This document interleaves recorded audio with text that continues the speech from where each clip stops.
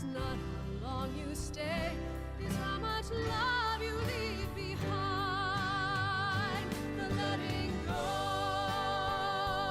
that's the key.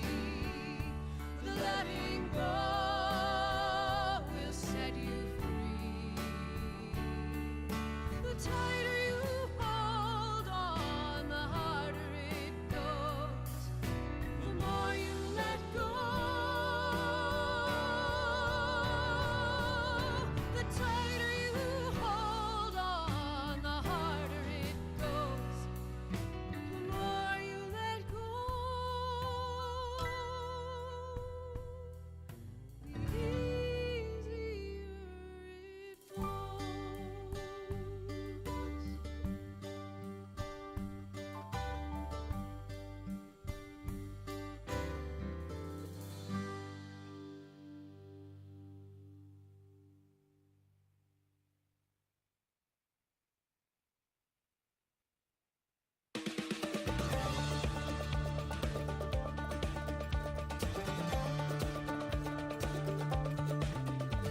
It's 3 a.m. and I cannot sleep. I got songs in my head and swollen feet, and I'm tired, but I cannot keep from singing. Nobody said how could they, though, that this is how the dream would go. And I don't know, but I feel my time is coming. My time is coming. And I'll keep on traveling this path, though it may be steep. And I'll keep on fighting my fears, though they may run deep. And I'll keep on singing, I'll keep on singing.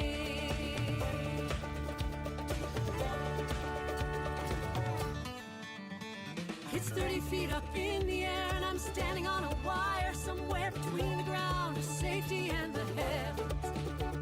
I can't look down, I can't look back. I'm finding it hard to keep track. I must keep focused on the place I'm going, oh, where I'm going. And I'll keep on traveling this path, though it may be steep. And I'll keep on fighting my fears, though they may run deep. And I'll keep on singing, I'll keep on singing. Sometimes these old records in my mind leave me feeling faith is hard to find. When enough of you say what I'm trying to do can't be done, I just gotta run.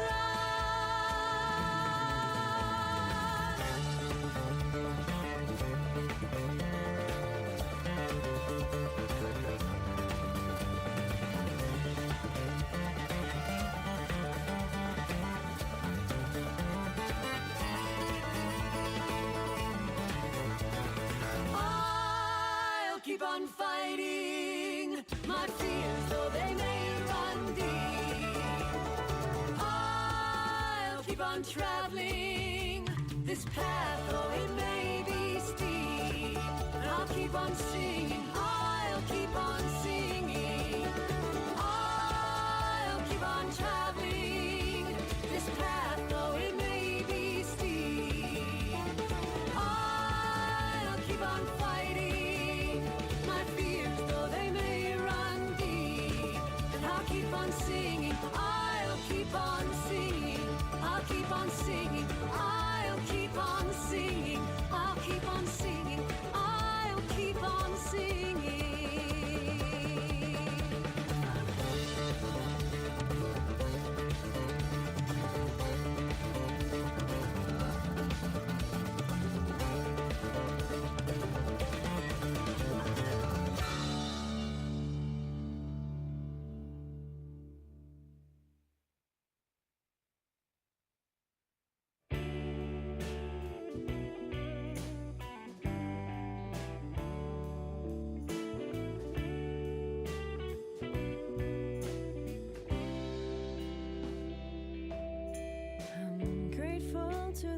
mountains for reminding me I'm small and showing me the way hold my head up tall. I'm humble before nature, painting picture-perfect scenes on this canvas that we live in and is constantly changing. And I love this world, this world. I love this whole wide world.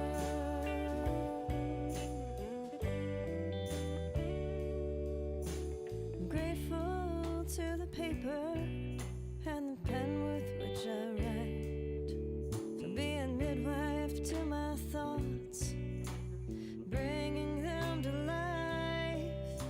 I'm humbled by the muses they've given me, the songs that have helped me through my days and made my nights seem not so long. I love this world, this world. I love this whole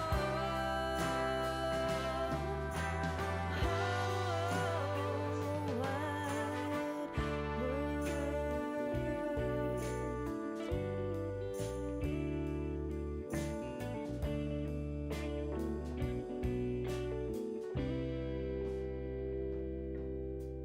I'm grateful to my parents for bringing me to earth, my family, friends, and lovers for showing me what my life is worth. I'm humbled by this moment, 'cause it's all we ever have, and the power that's within it can give us peace.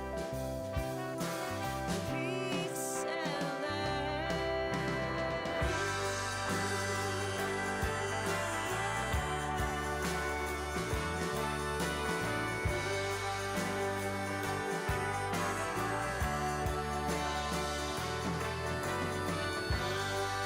love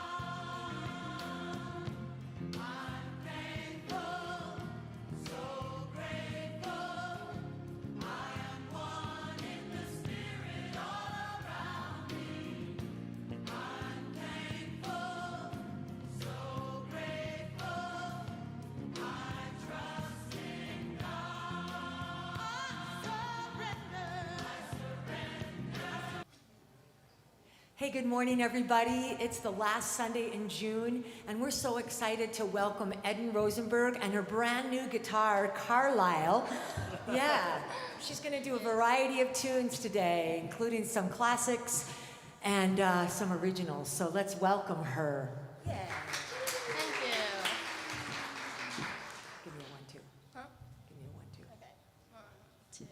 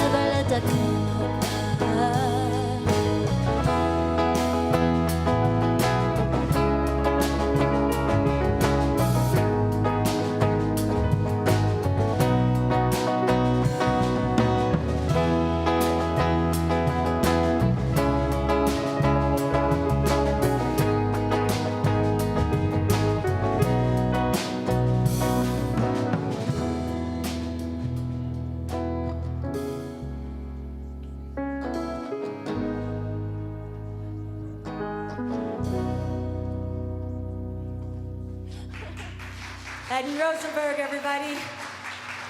And with that, we say good morning and welcome to Columbine Spiritual Center. We're centered in God. We celebrate a world of harmony, peace, abundance, and light for all. Please stand up and join us while we sing some joy songs. You can even stand up at home. It's more fun that way. Yeah.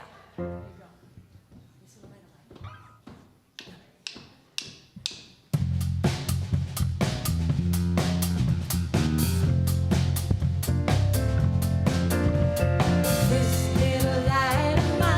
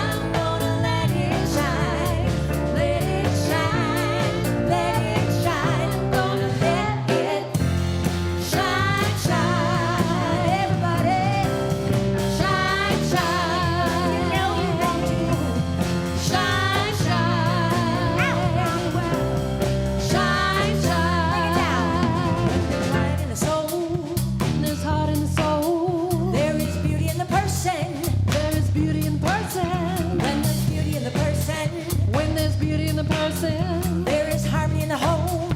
There's harmony in the home.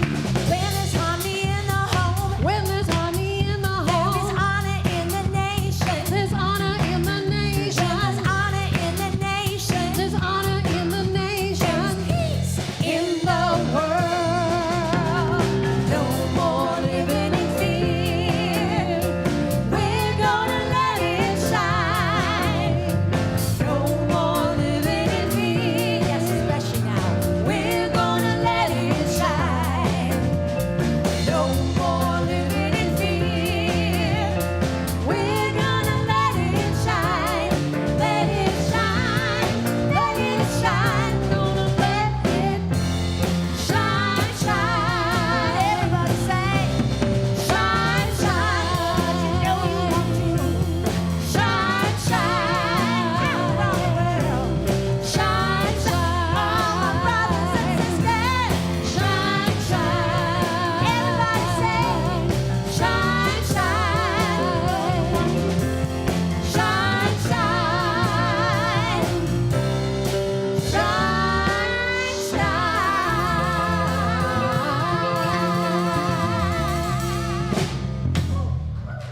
Yeah. Thanks for shining your light with us.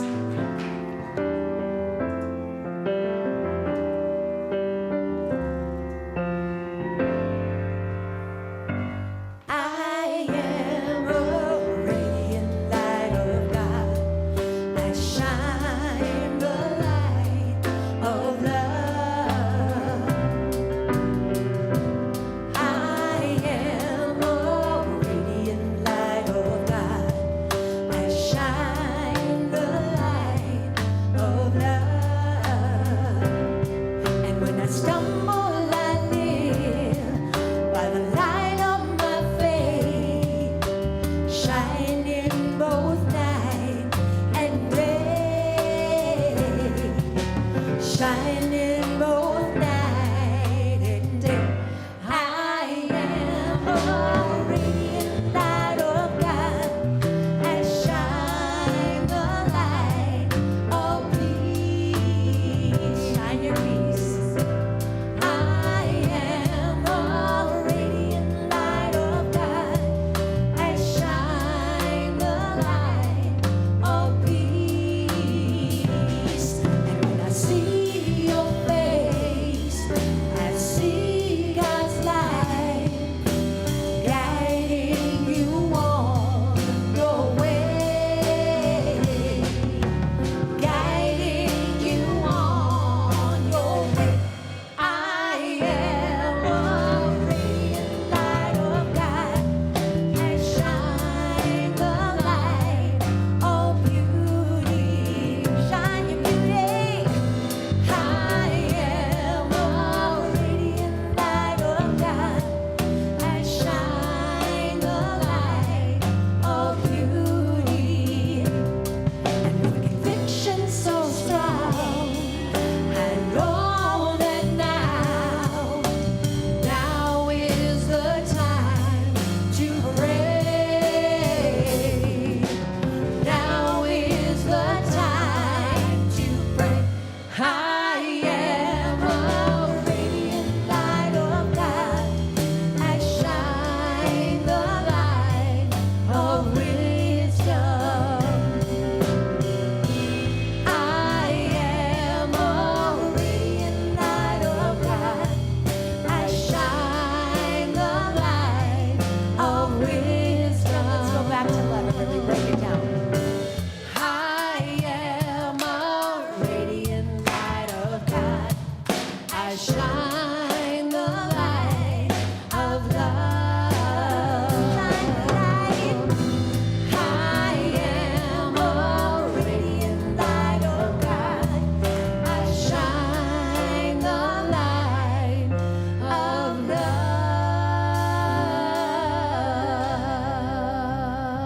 love.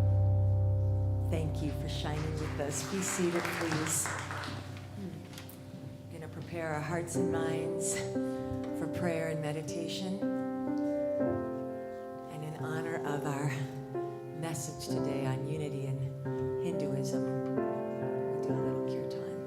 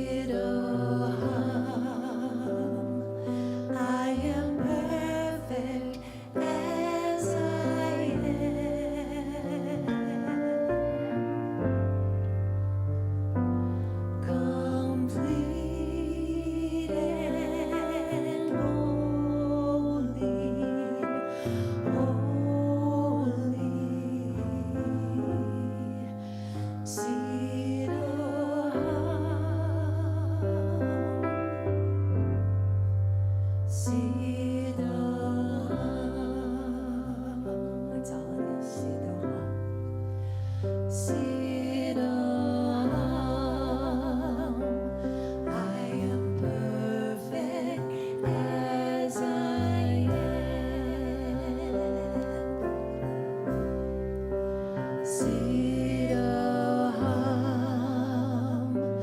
I am perfect as I am, complete and holy.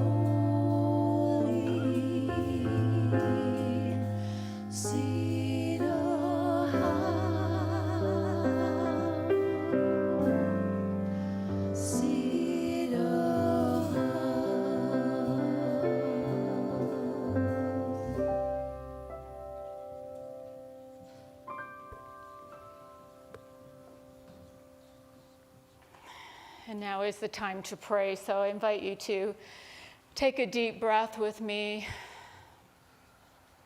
Gently close your eyes if you feel comfortable, and come to that place of knowing that we are perfect as we are, that we are holy, perfect. Sweet Spirit, it doesn't always feel that way in our human experience. Especially these last couple of days. I want to share with you a poem from John Rodell,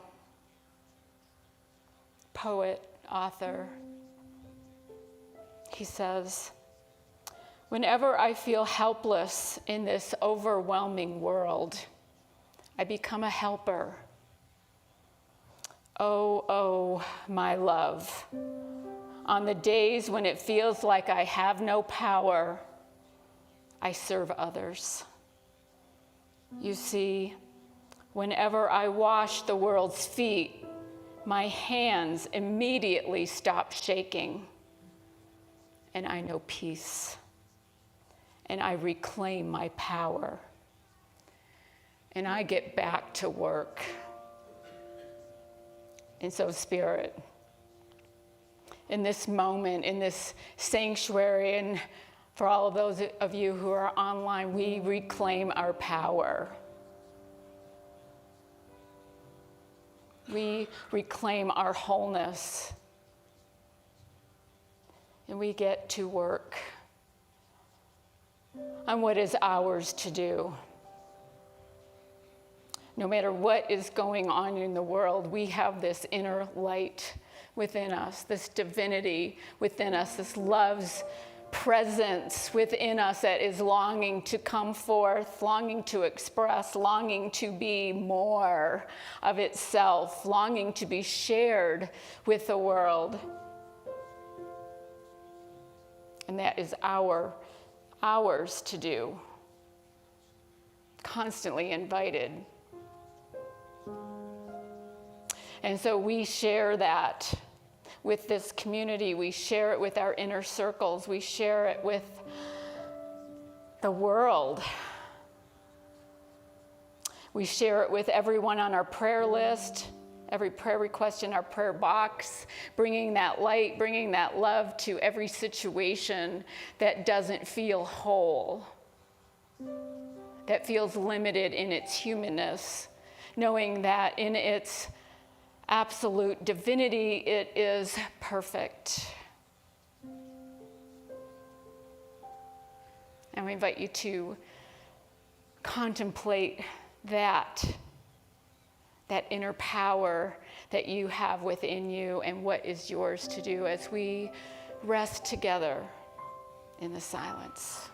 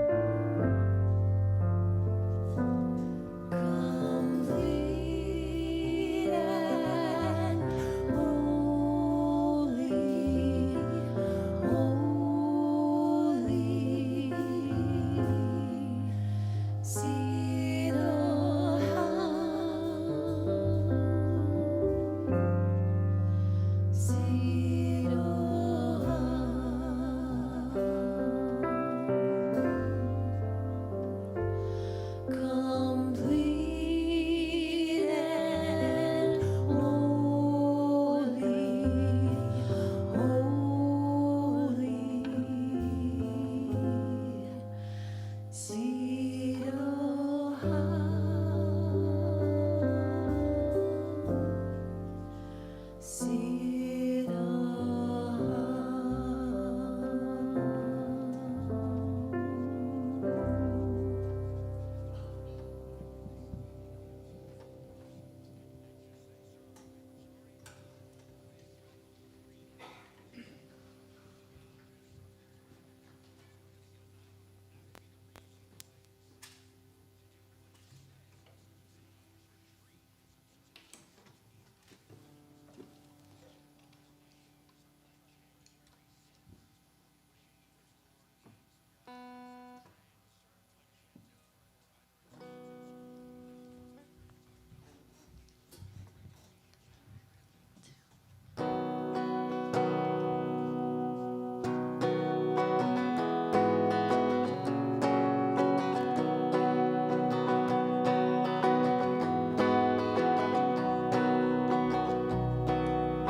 How many roads must a man walk down before you call him a man?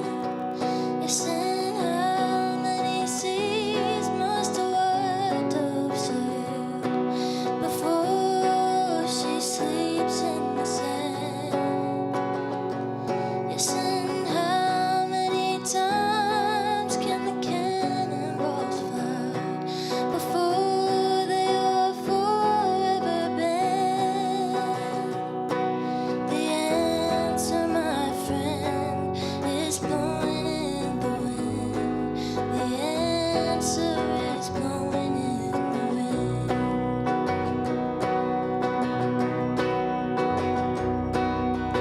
How many years can a mountain exist before it is washed to the sea? Yes, and how many years can some people exist before they're allowed to be free? Yes, and how many times must a man look up and pretend that he just doesn't see?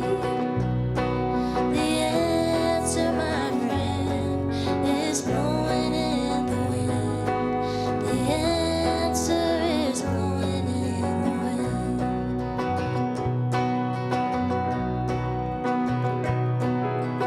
How many times must a man look up before he can see the sky? Yes, and how many ears must one man have before he can hear people cry? Yes, and how many deaths will it take till he knows that too many people have died? The answer, my friend, is blowing in the wind. The answer is blowing in the wind. The answer, my friend, is blowing in the wind. The answer is blowing in the wind. Eden Rosenberg, Zane Kupek, Dr. Kupek, Bill Shannon.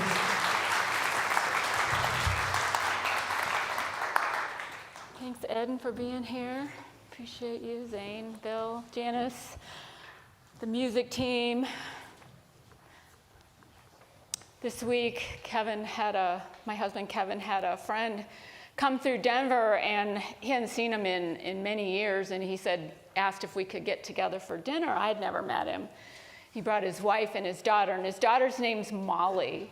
And we went to dinner in Larimer Square. And Molly just graduated from Boston College. So she's 21, 22 years old, and we asked her, what did she study? She said, well, she double majored in neuroscience and theology with a minor in faith, peace, and justice. Like, I said, oh my gosh, that's amazing. And what are what's your plan? What are you going to do? And she said, well, I'm taking a year to be a volunteer in Los Angeles to work with people who are homeless. And she's working with the JVC, Jesuit Volunteer Corps, which I was curious about JVC, so I looked them up, and they're committed to spirituality, simple living, community, and social justice. And she doesn't get paid for a year, and she's going to be working with people who are homeless.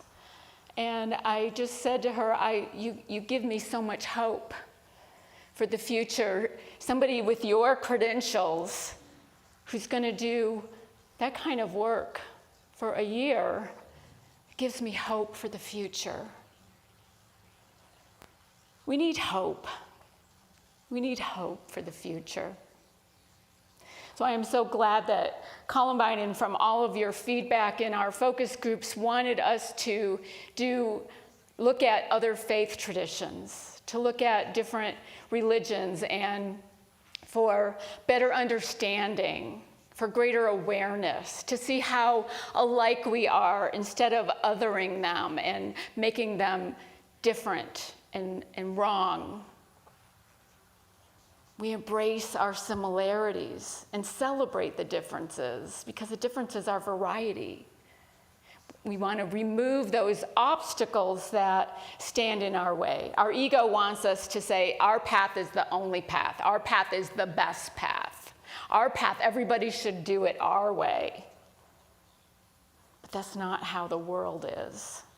Today we're going to look at Hinduism, and we're using Paul John Roach's book, Unity in World Religions, for those of you that are new to this series. Hinduism is complicated and complex, and so many different beliefs and philosophies and ideas. It's the oldest religion. It's unknown. Comes from 2500 BCE to 5000 BCE. So we don't know how old it is, but it's old. And it's also extremely tolerant, that you can believe whatever you want to believe in Hinduism. You can follow any kind of way of life.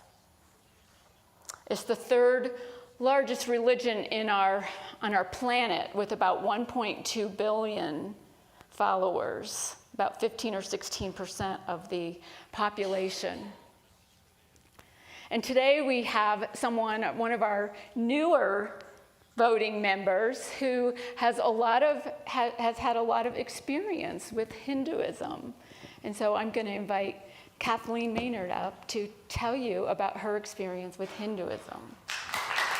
Good morning. Kathleen. I just want to show off. I couldn't wear just one sari, so I have a whole bunch, and I'm going up here so you can really see. So I am so glad that you're here to learn more about Hinduism. When Reverend Sue asked me to share my own personal experiences, I realized that it started way back in 1966, when I took a college course on world's living religions. I have to confess that all I remember from the course is a whole bunch of gods and goddesses. The big ones: Brahma, Vishnu, dancing Shiva, Lakshmi for prosperity, Hanuman, the monkey god, Ganesh, the overcomer of obstacles, and more recently, the marvelous, wild, wonderful goddess Kali, who is the destroyer of illusion and ignorance. She's on the top of my list right now. Little did I know that 3 years later, thanks to Uncle Sam and the Vietnam War, I would find myself in a large Buddhist country in Asia, and later visiting India with my husband and 5-month-old daughter. Cows wandering everywhere, women in beautiful saris, the Taj Mahal, which is breathtaking, and Hindu temples practically on every corner, with the sounds of chanting permeating the air. When we returned to the US in 1971, we were greeted by the Hare Krishnas at the LA airport. And I thought, wow, America has changed in the 3 years we've been gone. In 1983, we moved to Indonesia, the largest Muslim country in the world, and land of 13,000 islands. One of those islands is Bali, a tropical wonderland of beauty, art, and a gazillion Hindu temples. We watched women creating lovely daily offerings of fruit and flowers, which were later gobbled up by the dogs that wander around, like the cows in India. We visited Hindu temples high in the mountains, and there were temples in almost every village. We attended a huge cremation ceremony in the making for 10 years because they gather sacrifices and offerings for their loved ones and then burn them all up. We enjoyed the kecak and trance dance and soaked up the peace of the island, which had a culture completely different from the rest of Indonesia, the 90% of Indonesia. Encouraged by a counselor and intent on spiritual seeking in the early 1990s, I became a devotee of Guru Mai, Siddha Yoga, and I went to the ashram in South Fallsburg, New York, a number of times. I remember the first time signing up for seva, or service, and washing a lot of dishes and chopping up vegetables for the vegetarian meals. I fell in love with chanting and meditation. At the same time, many of my friends were taking classes in transcendental meditation, and maybe some of you did as well. And this was brought to the US by Maharishi Mahesh Yogi. When I began energy work training in 1992 to become a Reiki master, we learned about wheels of energy in the body called chakras, which is a Sanskrit word, and practiced pranayama breath work. I remember reading inspiring books by Ram Dass, like Be Here Now, and Paramahansa Yogananda's autobiography of a yogi. I attended meetings at his self-realization fellowship and participated in magical evenings of chanting with Deva Premal and Krishna Das, and they were indeed magical. I once spent the Christmas holidays at a quiet ashram in Tucson, Arizona. And most recently, I found the oneness movement and learned how to give the Diksha blessing. I've taken numerous yoga classes in numerous places over the years, originally based on sacred texts called the Vedas, which, as Sue said, are over 5,000 years old. Yoga offered spiritual development practices to train the body and mind to self-observe and become aware of their own nature, cultivating discernment, awareness, self-regulation, and higher consciousness. Does this sound familiar? Today, I am grateful that a college class over 50 years ago may have sparked a lifelong curiosity and quest for spiritual understanding of the major religions of the world, including Hinduism. I have been blessed with the opportunity to travel and live in many countries and observe firsthand how people choose to observe and honor the sacred. Where else but unity can I find right in my own backyard others who share my interest and respect for other cultures? And I honor you in that. I love that I've been a participant in unity churches or spiritual centers since the 1990s. And I am so grateful to be a member of this church now. So I leave you with the Sanskrit word namaste. The divine in me bows to the divine in you. Thank you.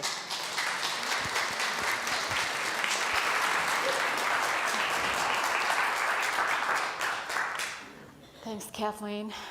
A lot of experience with Hinduism. My own experience with Hinduism is very limited. I went to India in the early 1990s for a wedding in New Delhi. And the groom's family was from New Delhi, and the bride's the bride's family wasn't. She was American, and they were both living in America, in Michigan. And the bride didn't have any family there or anyone, just my husband, my first husband and I. And we were in and I don't know what it's called, maybe you know, Kathleen, it's like a little house, kind of, with all made of flowers, where the ceremony takes place. And they go to put the bangles on the bride's wrist, and the bangles didn't fit. Hold the ceremony, everything has to stop. We have to go to the jewelers, we have to get bangles that fit the bride. The bride has to have bangles. I didn't know what this was all about. I just Googled it this week, because I never even knew back then. What did that mean? Well, this was the groom's mom saying the bangles didn't fit, stop the ceremony. The bangles are required by brides to wear, which signify the long life of the husband, good fortune and prosperity. Of course, the groom's mom was going to say, hold the phone. But it was a beautiful ceremony. It was in Hindi, the language of Hindi. They brought an interpreter so that the three of us that didn't understand Hindi were able to know what was being said. And it was a lot about prosperity and blessings and abundance, and it was a beautiful ceremony. And I so wish back then that I would have appreciated what I was learning and what I was seeing, what I was experiencing, all the stories of Hinduism. One of the stories that I love is about Ganesh, and here's our little Ganesh that my husband and I have. We got it in Hawaii. In Kauai, there's a Hindu monastery, and we picked up this little Ganesh.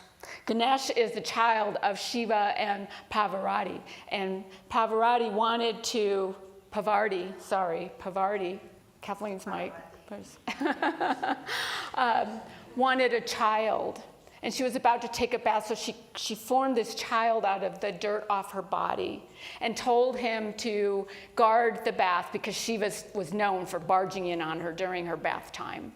And so when Shiva got to the bath and Parvati was in the bath, Ganesh stopped him, at which point Shiva, very angry, cut off his head.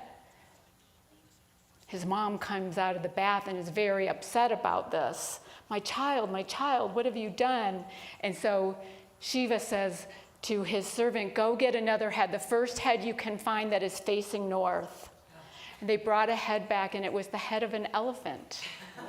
And they put it on the body, and that's how Ganesh ends up being an elephant head. We'll show the image up here.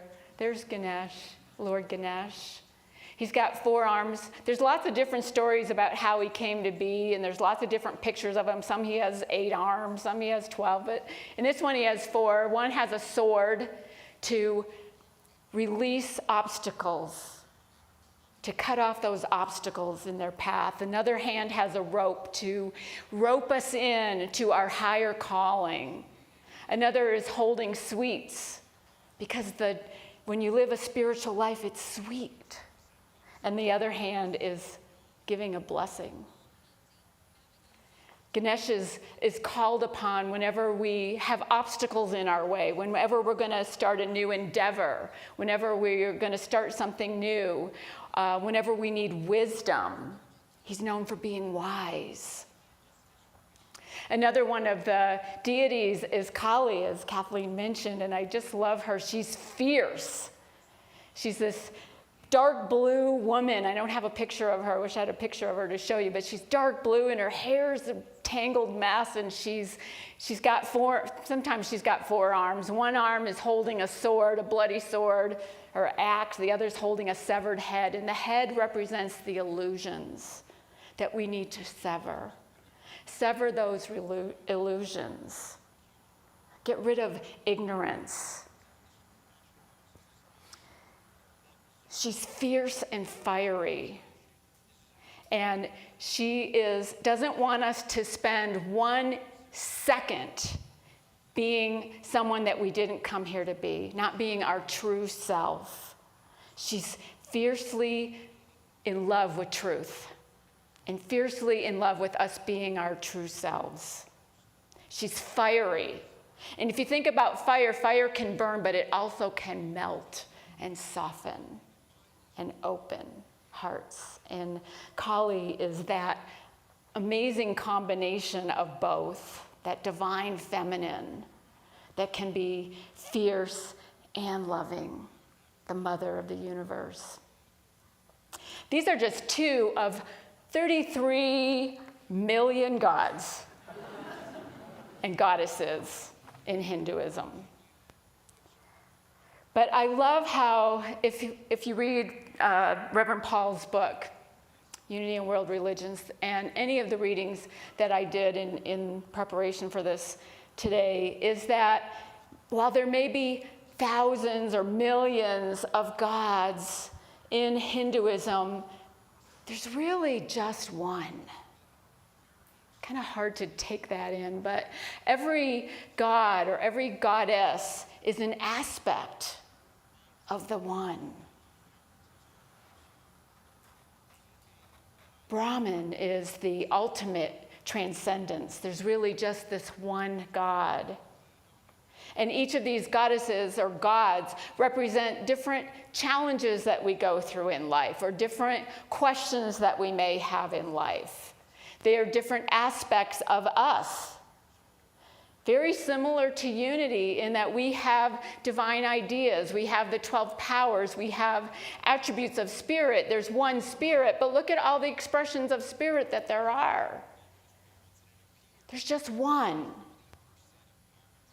even though it shows up in many different forms. And spirit, God, in Hinduism is not male or female, but just different characteristics of the one. It can be challenging to take that in. But that's part of one of our first unity principle, right? God is. We're going to be going through the unity principles and how Hinduism compares to our principle. Our first unity principle is there's only one power, one presence, and that's God. And so Hinduism has that one power, one presence with different aspects of it. The second unity principle is I am a spark of that divine. I have that divine within me. And here, Reverend Paul says, the individual soul, jiva, is none other than the Atman, the Spirit of God expressing through form. All beings have the same spirit within them. Humankind, then, has ultimate self-worth. Humankind has ultimate self-worth. We all have this divine in us, this divinity within us, this presence within us. Very similar to Unity's teachings. They also have practices in Hinduism such as I am that. Didn't we learn this in the burning bush with Moses? I am that I am. I am that. And in Hinduism, many practices will get to this I am that. One of the practices is to meditate on neti, neti. Neti, neti. It means not this, not this. It's to release our attachments. Very similar to unity teachings in releasing the attachments. Getting out of the way so that the true self can be expressed. Our third unity principle is that what we think determines how we experience life. And in Hinduism, this is very relevant. I think the whole idea of karma comes from Hinduism. The law of cause and effect, of what you reap is what you sow. And this whole idea of reincarnation and coming back. And they have a term in Hinduism, a Sanskrit term called samsara. Am I saying it right? Samsara, which is this wheel of birth, death, and rebirth. And true liberation, true freedom is getting off of that wheel, moksha.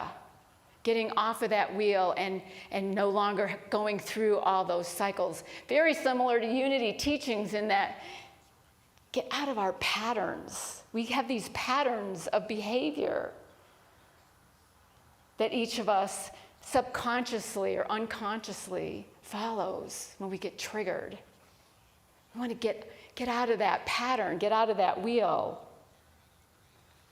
Also in Hinduism, the practice of spirituality in Hinduism takes 4 different traditional paths. They're called yoga paths. Yoga meaning union, to yoke with, to be in union with the divine. And these 4 paths are bhakti yoga, which is the path of the heart, emphasizing devotion. We do this in unity as well. Devotion in the things that we do, the prayers that we say, the worship, coming to service, coming to seva, as they do in Hinduism. Then there's karma yoga, the path of action, emphasizing selfless service. We do this also in unity in our service, in our sacred service, in caring for each other. Jnana yoga is the path of the mind, emphasizing study and discernment. Some of us really connect with spirit by studying, by reading, by working through different spiritual books. Then there's Raja Yoga, the practical path, emphasizing spiritual disciplines like meditation and prayer. And Philip Goldberg talks about this in Unity Magazine and Rethinking the Borders of Spirit, but he also talks about how we all use all of these. Sometimes in our lives, one is more prevalent than another. But we use all of them.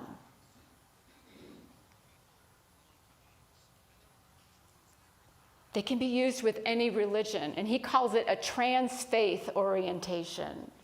Instead of seeing all these different religions as separate and different, we could see them as all using these different ways of connecting with the divine. That all of us human beings are looking for more meaning in life, looking for there's got to be more than this. There's got to be more than this. He talks about there are many paths to go up the spiritual mountain. Think about the base of a mountain and how there's so many paths to get to the top. It doesn't matter which path you take, they all lead to the same place. And the closer you get to the top, the more the trails, the paths converge. But if you're down at the bottom and just circling around trying to get somebody to go up your side of the mountain, you're not really climbing. You're not really trying to get to the top. You're not trying to raise your consciousness. And that's the goal. The 4th unity principle is we use prayer and meditation to connect with or align with that divinity within. Meditation is one of the gifts of India to the world. The use of meditation, the use of mantras. Gayatri mantra is chanted every day by devout Hindus for thousands of years. And they say it in Sanskrit, but I've got it here in English for you. Om on the physical, mental, and spiritual realms. Let us meditate on the light of the sun, which represents God. And may our thoughts be inspired by that divine light. So similar to unity teachings, unity language, the light.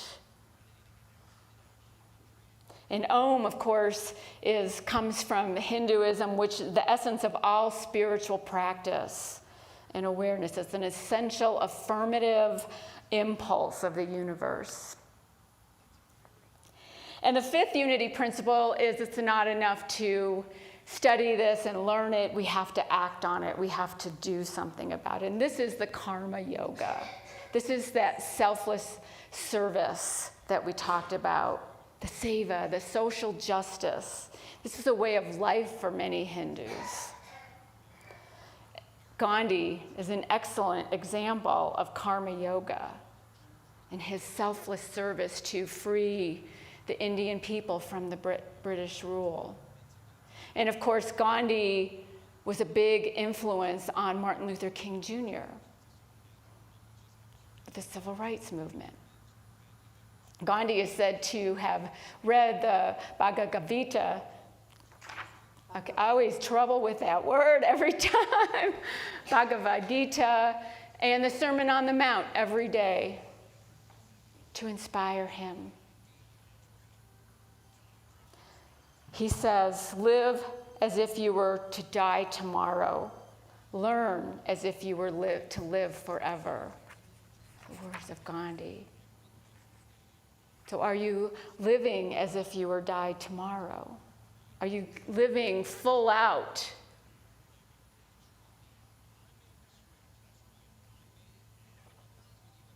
How would your life be different if you were? What would you be doing? How would you be? Would you be more loving, more forgiving, more outspoken? What's standing in the way of that? Nettie, nettie, not this, not this. What's standing in the way of that, coming to that place within you that knows this true self? Remove any obstacles, as Ganesh would have us do. Eliminate any illusions or ignorance, as Kali would have us do. Philip Goldberg, in his article in Unity Magazine, talks about try this as an experiment. Next time you're with some people who have different beliefs than you do, ask them to explain or describe their most memorable spiritual experience without using God jargon, without using any jargon that uses God or Jesus or Buddha or Krishna, and see what they say. Most likely they're going to say something like unconditional love, inner peace, abundance. It's removing the borders, removing the barriers between the different religions, finding that golden thread that's woven through all of them, that place of truth. When we do this, we will know oneness. We will realize that there are no others, only all of us, brothers and sisters. So it is. Namaste.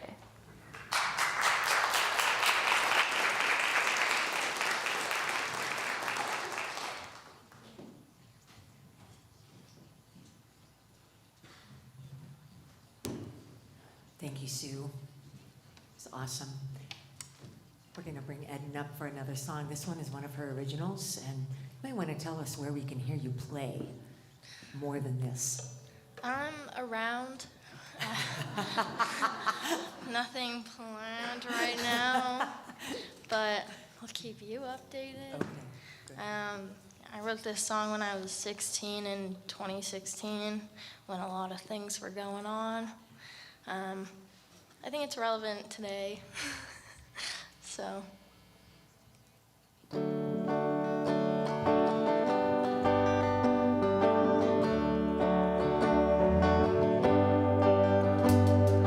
Truth is always coming. I know from where I stand. Into each and every one, I sit on your command. Long, long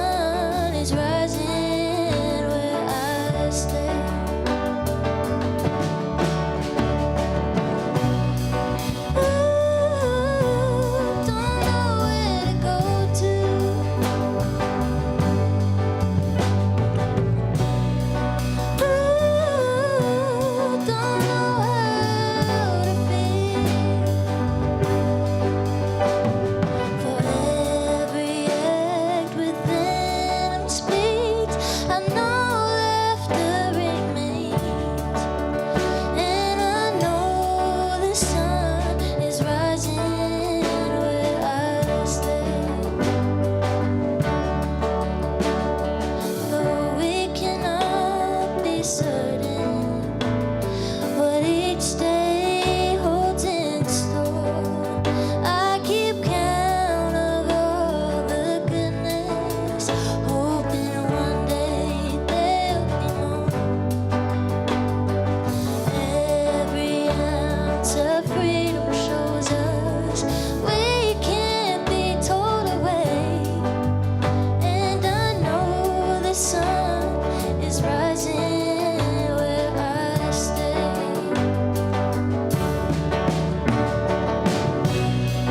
Ooh, I know where to go to.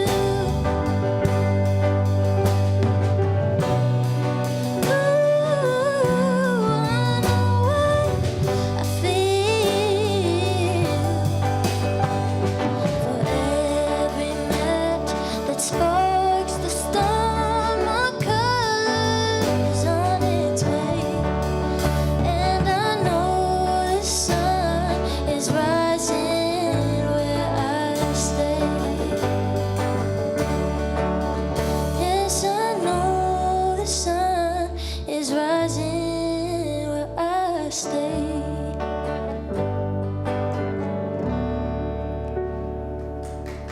Yeah. Thank you. Ellen Rosenberg.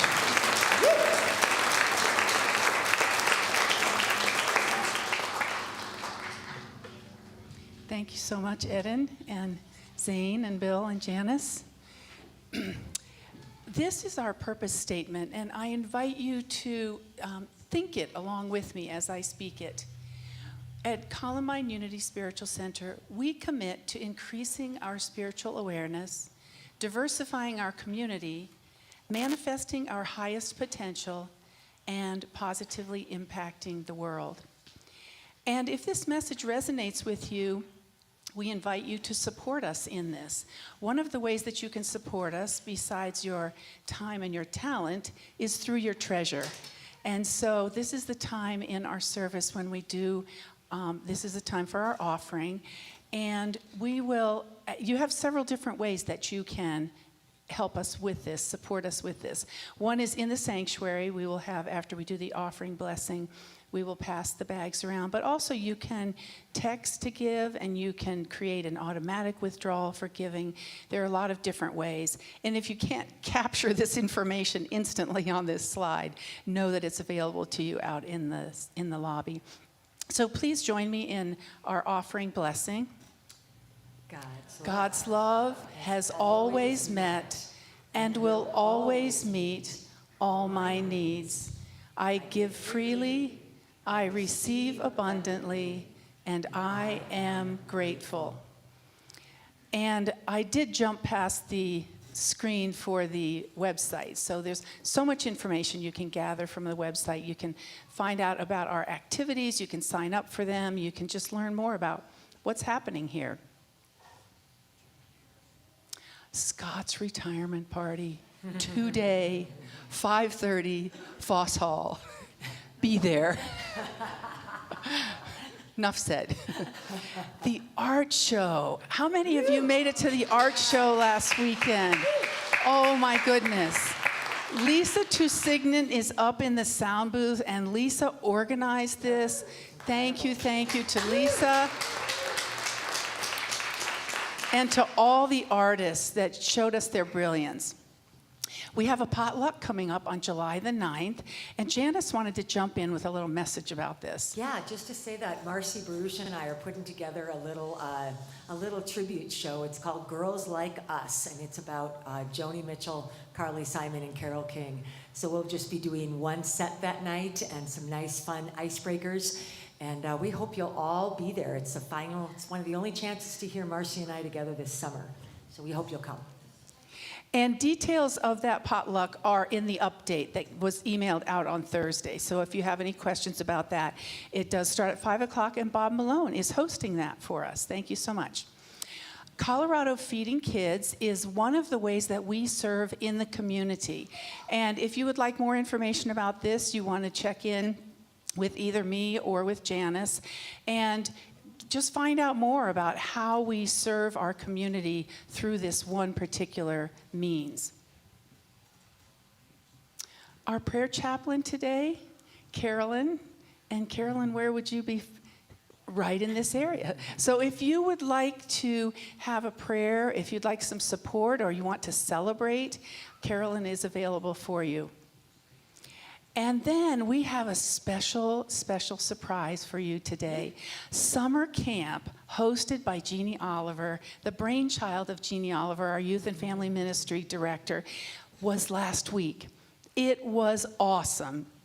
And we would really, really like to thank and recognize the dedicated, experienced, big-hearted leaders. Whether they were adult leaders or teen leaders, they really, really created a magical experience last week, and I saw a lot of it. It was really fantastic.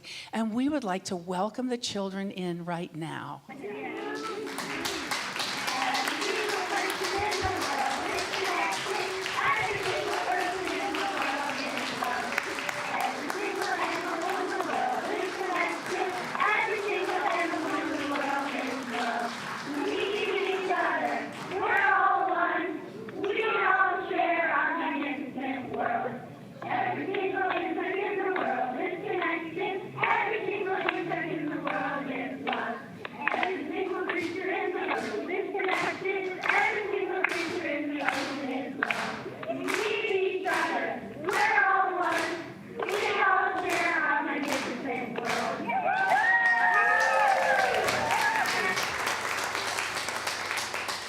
This is a very small representation of the group that was there, and that was their theme song for the week, that we are all one, and it was just a fantastic week.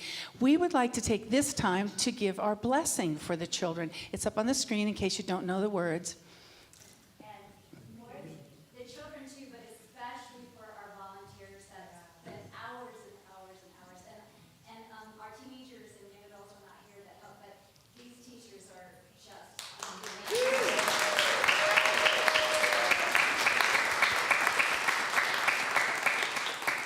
And our blessing now for the children.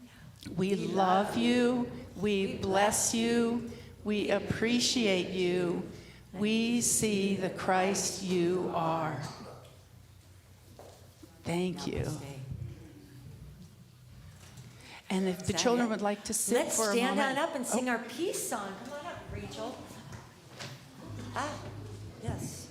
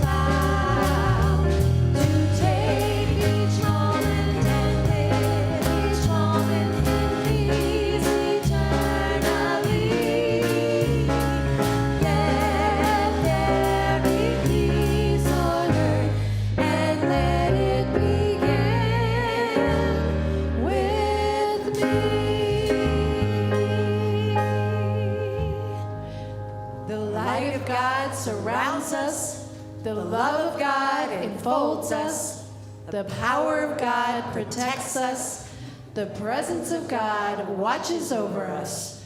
Wherever we are, God is, and all is well.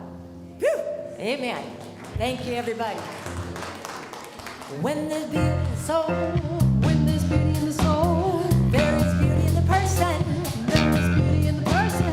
When there's beauty in the person, When there's beauty in the person,